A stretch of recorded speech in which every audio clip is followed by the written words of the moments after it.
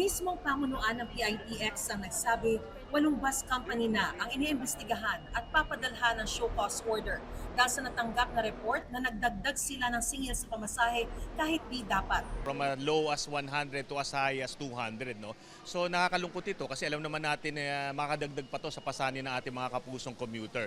So ang ginawa natin, kinalap natin information na yan, yung mga reklamo at dinulog natin sa LTFRB at DOTR. Yung pamasahe namin papunta dito is 1,200. Tapos ngayon pabalik po kami, nag-pressure siya ng 1,500 po. Siyempre po mabigat kasi estudyante po. So as a student, siyempre mahirap po yung magmahal kasi imbis yung igagastos mo pa sa school, magastos mo po talaga sa pamasahe. Kasi dati 260 something ang fare. Ngayon 300 plus na siya. No choice ma'am hindi pwede maglakad.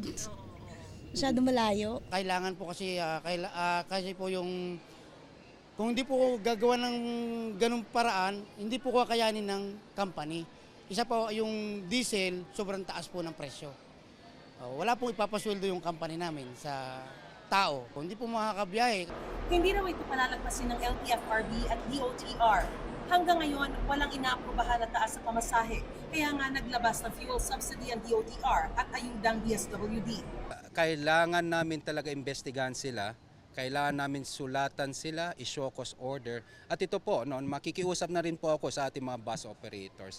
Ang ating mga pamasahe po ay regulated. So ang pagpapataw ng pamasahe na higit dun sa aprobadong pamasahe, ay yan po ay sinasabi nating overcharging and maybe a ground for the suspension or revocation of your franchises.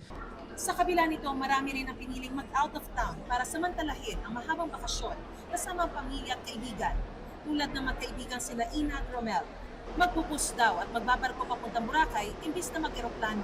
Actually, sobrang excited kami kasi first time namin magbabus and barko. Mas mapapamahal talaga kami kapag nag-plane kami. I think mga 20 to 30%. So yeah, so that's a valid point since right now meron tayong challenges. And actually parang it's about time also to unwind, no, after all the work and pressure, 'di ba?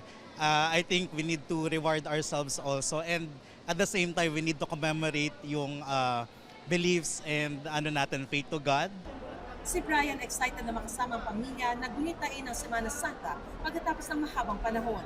Ayan po yung yung bulaklak na pag ilalagay namin sa karo, yung pagpuprosesyon po. Ano yung karo niyo?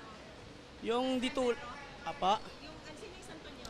San Pedro po. Kung bibilin sa Bicol, mas mahal po yung alaga ng bulaklak. So dito niyo na binili? Opo, dangwa po. Kahit naman tagtipid ang marami, mas nadagdagan pa raw ang mga bumiyahe ngayong taon ayon sa pamunuan ng PITX. Mas marami raw kasi ang gumamit ng pampublikong transportasyon sa halip na magdala ng sariling sasakyan. Compared to last year, no, para meron lang tayong point of comparison, Palm Sunday last year umabot tayo 165,000. This year, Palm Sunday, 178,000. So that's a significant increase. So inaasahan natin na that will be the same for the rest of the week.